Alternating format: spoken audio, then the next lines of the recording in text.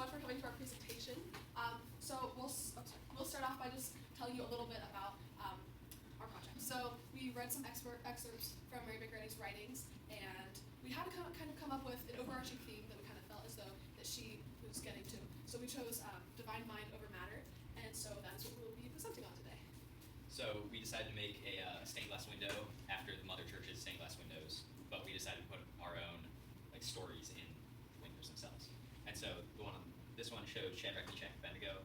This one shows Mary McGrady giving a fake pill to one of her clients.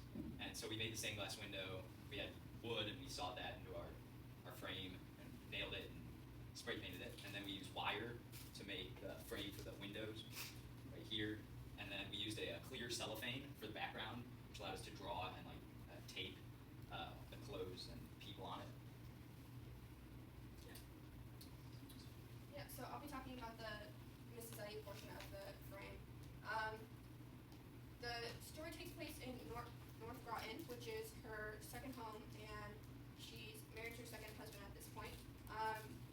Her health at this point in her life is incredibly low. She's bedridden for most of the time, and she only ever gets up to go to church on occasion when she's feeling up to it. So they're in North Groton because she is close to her son, Georgie, who is her first son, and is with a foster family at this point because her husband and father have deemed Georgie as too rambunctious and sent him away to be with a different family because Mrs. Eddy was too weak to take care of him. So Mrs. Eddy and Dr. Patterson moved up to North Groton and to be closer to it. And there was a plan that ended up with Georgie moving to what is now known as Minnesota, and Mrs. Eddy getting a letter saying that Georgie was lost in the wilderness forever, and Georgie getting a letter saying that his mother had passed. So, despite Mrs. Eddy being alive and Georgie not being lost, this was all in play to keep Mrs. Eddy's health as healthy as possible and not have a rambunctious kid running around. In this story in particular, Mrs. Eddy is learning about homeopathy, which is a kind of make your own medicine, and it's a study of medicine at home. And it's still in use today, although it was much more popular in her time. Here, Mrs. Eddy is giving a unmedicated or blank pill to one of her clients because Mrs. Eddy was afraid that the client would be over-medicated if the client continued to take the pill. And the client was refusing to come off of the medicine because it was giving her progress and it was healing her. So when Mrs. Eddy gave her the blank medicine, she came back and she's like, yeah, I'm completely healed, and I have no, there are no more side effects, and I'm completely fixed. So thank you so much for all you've done.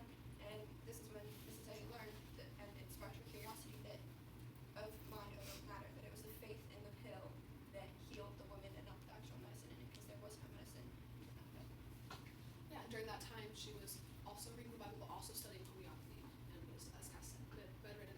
So we liked that in the Mother Church, there's a stained glass window that Mary McGrady actually designed herself.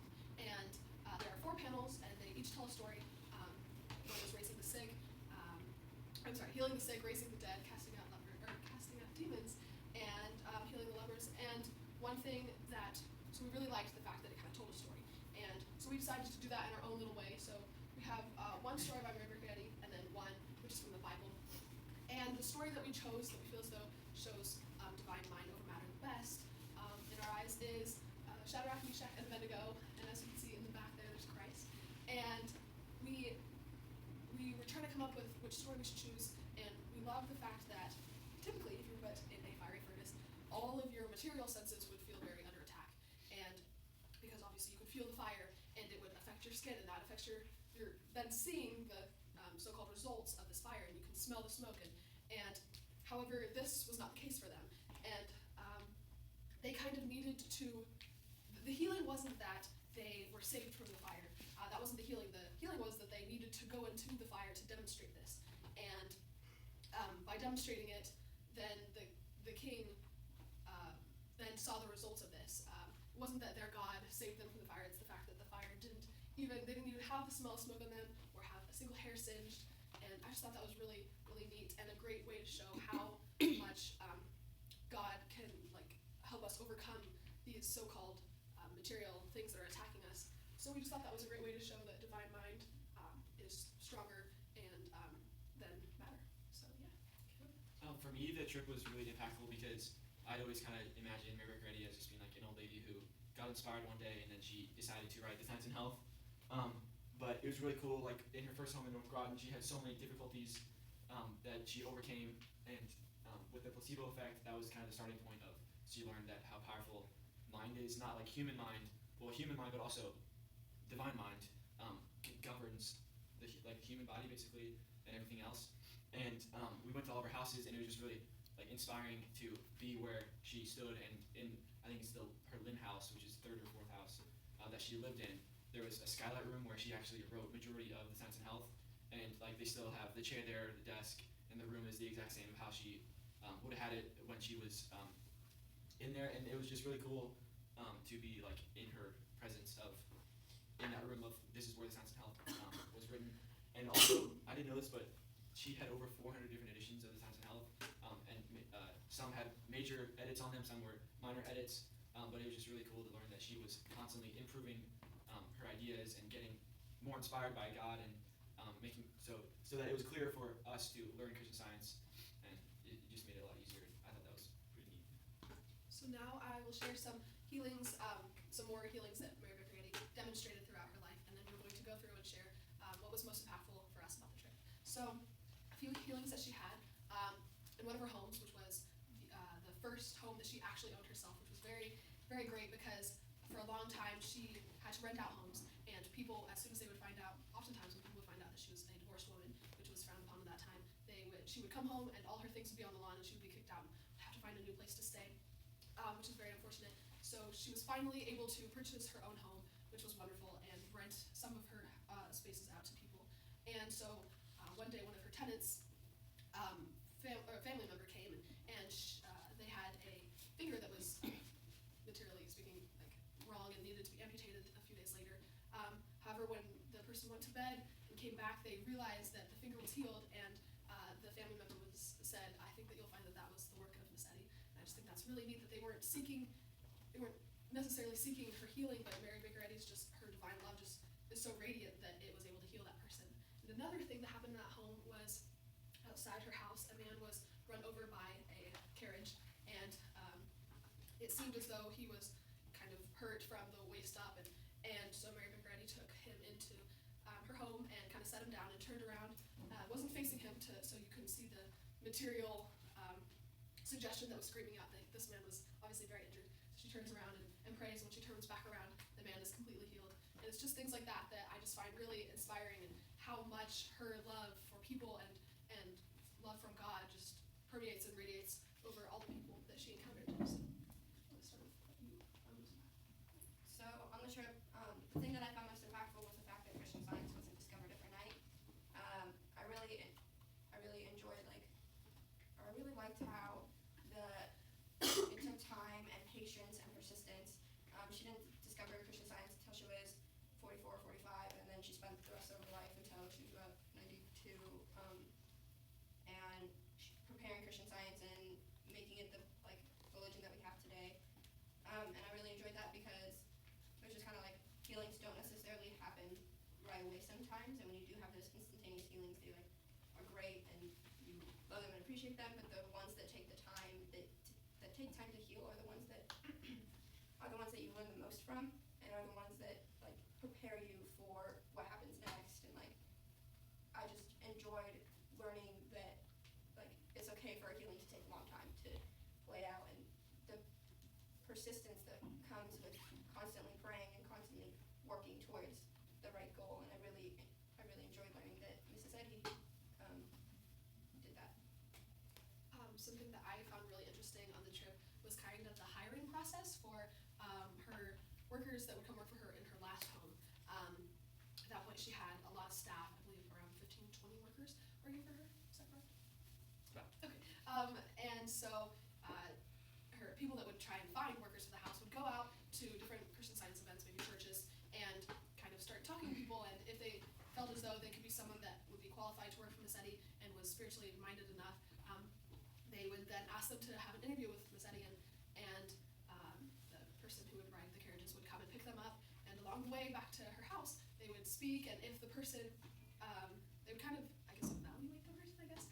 If the person seemed very cocky or not humble about the fact that they were meeting with Miss Eddy, or kind of entitled, the driver would pick up on this, and when they got to the home, they would leave the horses hitched, which I thought was really interesting because he knew that Miss Eddy, they wouldn't be right, and that they would come back, and then the driver would have to take them home. But if the person seemed very humble and very kind, and just had a warm heart and very spiritually attuned, then when the driver pulled up to the home, they would unhitch the horses because they knew that that person was probably going to be chosen by Miss Eddy to work. And workers at first would work for her for a year, but then she had them work for 3 or as long as they wished to stay. So that's what I found really interesting. My highlight was seeing Mother Church and just how massive it is. The stained glass windows were really cool to me. And then I think my favorite part was learning that when it first opened, they had to hold 6 services because 30,000 people wanted to attend the first service, and there was only room for 5,000. I just thought that was really, really cool how like there were 30,000 people like super psyched to like be there and like just be listening to Christian Science and learn about it. Does anybody have any questions? Yes. One thing did burn in the fire. Well, I know that the 2 guards burned. Oh, There's one thing that did burn with them in the fire. their shackles. What's that? Their chains. Yeah, what they were bound with, completely burned up. So I thought that was cool. It's a neat depiction of that event. So It's very good. So what did the workers do? What were they called? So like they were cooks or cleaners or the horse carriage people or just helping her around the house so that she could focus on studying Christian Science. They had to be very meticulous about their work. Like the bed had to be turned down 2 1/2 inches, and everything was very precise and proper, which also was like meant to be very. yeah. If there was one thing you could take back, like, from the Boston trip, what do you think that would be? Like, physically or like what we learned? Like, I guess what you learned. I learned that I have to be patient and that like, there's gonna be a lot of things thrown at you, and Miss Eddy faced so many challenges, and she conquered every single one of them. And she went from moving around 8 or 9 times in 1 year to owning this amazing, beautiful, huge house that just like was the center of the Christian Science movement. Like, so that basically every challenge that I'm gonna face and overcome will bring its reward, and I just have to be patient and I have to work through those challenges. I learned to put a lot, or to do everything with a purpose and have a lot of heart when I do things, because I think that in her last role, all the workers and herself really demonstrated that. Just to do things with a purpose and not just thoughtlessly do things. I learned to be giving because at one point they had plans to build a church in Concord, which is Miss Eddy's hometown, and she donated $100,000, which was about half of her entire savings and earnings at the time, which is like I don't know, millions of dollars nowadays. But she donated so much money to her church, and she helped build that church, and it's still standing, and it's really I learned that there's kind of a reason for everything. Like the first 45 years of Mrs. Eddy's life, like supposedly nothing went right. Like she married the man she loved, but then he died. And then she married another man, and he abandoned her. And like, just she was always sick, and just nothing went right. But she never asked like, why me? Why is all this bad stuff happening to me? She just took it, and she called those years her years of gracious preparation. And I just thought that was really cool. How like she never took it like, this is so dumb. Like I hate this. Why me?